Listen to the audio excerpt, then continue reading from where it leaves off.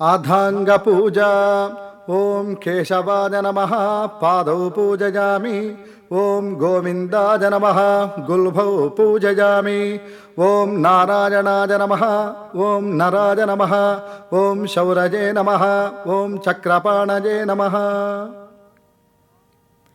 ॐ केशवाय नमः पादौ पूजयामि।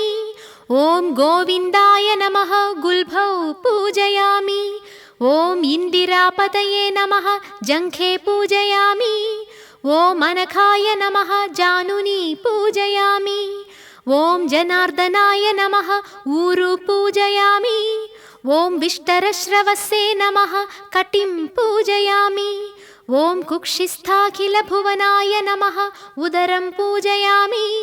ॐ लक्ष्मीवक्षस्थलालयाय नमः वक्षस्थलं पूजयामि। ॐ शङ्खचक्रगदाशार्ङ्गपाणये नमः बाहून् पूजयामि। ॐ कम्बुकण्ठाय नमः कण्ठं पूजयामि। ॐ पूर्णेन्दुनिभवक्त्राय नमः वक्त्रं पूजयामि।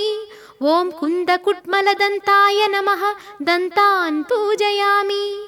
ॐ नासाग्रमौक्तिकाय नमः नासिकां पूजयामि। ॐ सूर्यचन्द्राग्निधारिणे नमः नेत्रे पूजयामि।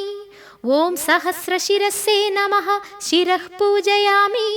ॐ श्रीसत्यनारायणस्वामिने नमः सर्वाण्यङ्गानि पूजयामि।